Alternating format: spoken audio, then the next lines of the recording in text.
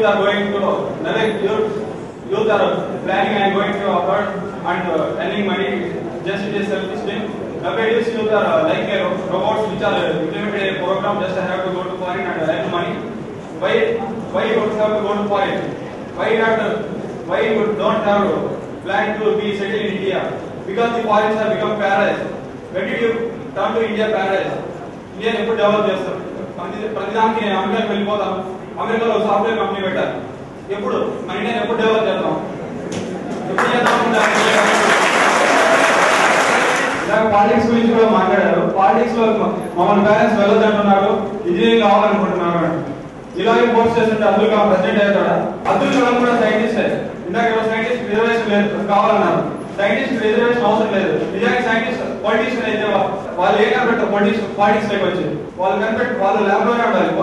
Scientist lab లోనే అంటే politician కుర్చీ మీదే ఉండాలి. సైంటిస్ట్ ల్యాబ్ లో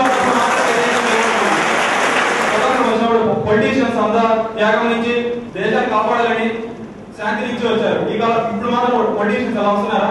కులం నుంచి, మతం నుంచి, ప్రాంతం నుంచి వస్తున్నారు. స్టూడెంట్స్ కి ఆయుధాలుగా వాడుకుంటున్నారు. ఎందుకంటే యువత అన్నిటికంటే అధికమైన ప్రపంచంలో అధికమైన శక్తి యువత. వాళ్ళని మిస్యూజ్ చేస్తున్నారు. కాబట్టి ఏ పొలిటీషియన్ కి లొంగదు. ప్రపంచంలో అన్నిటికంటే గొప్ప శక్తి యువత. దేశాన్ని నిర్మించాలన్నా కూర్చాలన్నా యువత మాత్రమే. దేశాన్ని నిర్మించే శక్తి యువతకు ఉంది. నెంబర్ 2, మనము మన దేశంలో ఉండి ఎందుకు డెవలప్ చేయడం లేదు, ఎప్పుడు విదేశాల వైపు పరిగెడుతున్నాం. 3వది, మన స్వాతంత్రం వచ్చినప్పుడు నిజమైన రాజకీయ నాయకులు ఉన్నారు. ఇప్పుడు వచ్చే రాజకీయ నాయకులు స్వార్థపరులు, వాళ్ళని మనం మిస్యూజ్ చేస్తున్నారు. ఈ 3 పాయింట్స్ చెప్పాడు. మనం వేరే దేశాలకు వెళ్తున్నామని చెప్తారు sir. Because we don't have money to experiment in our country. The government was not providing the money for experiments for the students and elders. That's why we are going to other countries for doing experiments and to develop their country. If government gives them the money for the experiments, we can develop them. Government అంటే ఎవరు? ఒక software, ఒక computer. Government అంటే people మీకు support చేయలేదు. అది కారణం ఎవరు? ఓటేసింది ఎవరు? 14 crores of money corruption in Swiss banks. That money will come into our country now. For every city there will be a 4 well-equipped colleges and universities. ఇలాగ government support చేయలేదు, వాళ్ళకి మాకు డబ్బులు ఇవ్వట్లేదు అంటున్నారు, మనీ ప్రొవైడ్ చేయలేదు అంటున్నారు. కరెక్టే. ఇదే విషయం ఇప్పుడే కాదు, చాలా రోజుల నుంచే జరిగింది. జెనెటిక్స్ ల్యాబ్ లో తయారు చేస్తామంటే కుదరలేదు, మన ఇండియాలో ఇవ్వలేదు. అదే అతను అమెరికాలో చేశాడు. అలాగే మన ఇండియా ఇలాగే పోతే ఎప్పుడు డెవలప్ అయ్యేది? నేను అదే చెప్తున్నాను, రాజకీయ నాయకుడికి మిస్యూజ్ చేస్తున్నారు యువతని. వీటన్నిటికీ కారణం అవినీతి. అవినీతి వల్ల వచ్చిన డబ్బు స్విస్ బ్యాంకుల్లో ఉంది. అది మన డబ్బు, అది తీసుకొని వచ్చి మళ్ళీ ఇక్కడ ఇస్తే ఇవన్నీ చేయొచ్చు అంటున్నాడు. అఫ్కోర్స్ చేయొచ్చు, కానీ చేసేవాళ్ళు ఎవరు చేస్తారు?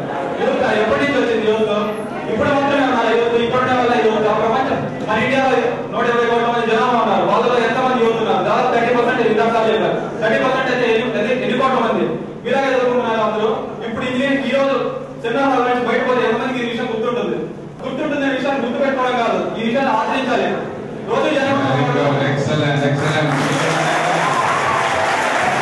కృష్ణ ఏమంటున్నాడంటే, లేదు అవినీతి వల్ల డబ్బంతా స్విస్ బ్యాంకులో పోయింది, అది తీసుకొని రావాలి అంటున్నాడు.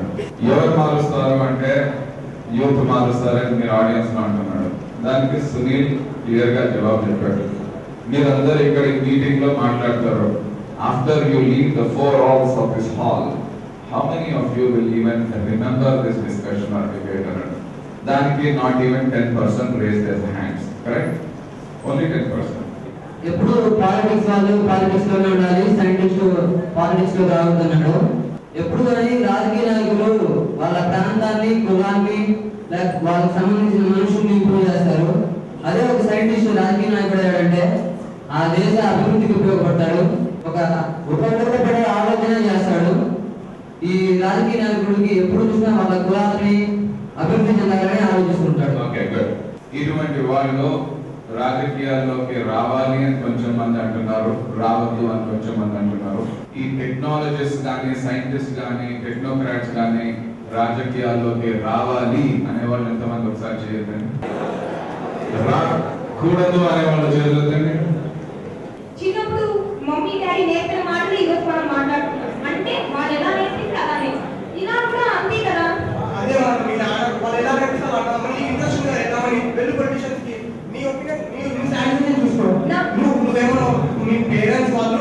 చిన్నప్పటి నుంచి ఎలా పిలిస్తే ఎలా పెంచితే అలా పెరిగినా అనుకున్నాం. కరెక్టే. ఇప్పుడు కూడా అలాగే పెరుగు. ఇప్పుడు శ్రీరామరావు గారు కూడా అతన్ని అలాగే పెంచలేదు. అతను పెరిగాడు అతను కాదు. Self inspiration the best inspiration. మర్చిపోయారు ఏమంటే ఇప్పుడు జనరల్ గా ఇంట్లో వాళ్ళు ఎలా అంటే అలా బట్ మేమన్నా తనంతటికి తానే అని. కానీ తనంతటికి తానే అందరూ రాదు, ఎవరో కొంతమంది వస్తారు. అంటే ప్రతి ఒక్కరిలో అలాంటి ఆలోచన వెలిగితేనే మన దేశం అనేది డెవలప్ అవుతుంది. మీరు చెప్పినట్టు ప్రతి ఒక్క పేరుకు భయం ఉండదు, అదే సక్సెస్ అవుతారా లేదా అని. Your opinion is good for you. Your parents, you respect them. వాళ్ళు ఏం చెప్తే మీరు పాటిస్తారు. మీరు మీ పేరెంట్స్ ని ఎదిరించి కన్విన్స్ చేసి సెల్ఫ్ ఇన్స్పిరేషన్ తోటి ఏది రైట్ అనిపిస్తే అది చేయండి లైఫ్ లో. ఇందాక మీరు చెప్పారు కదా ప్రతి పేరెంట్ ఒప్పుకోవట్లేదని. కానీ మీరు చెప్పారు కదా ప్రతి ఒక్కరు అట్లా యువత వస్తేనే దేశం బాగుపడుతుంది అన్నారు. 120 కోట్ల మంది భారతీయులు, 120 కోట్ల మంది రాజకీయ నాయకులు అవసరమా?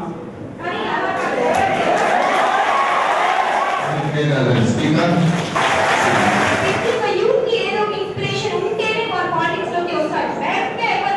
ఇప్పుడు శ్రీరాముడు ఇంజనీర్ అంటే అలా తన అయ్యాడు అంటే తనంతా అవ్వాలి అని ప్రతి ఒక్కరికి ఇన్స్పిరేషన్ ఉండాలి.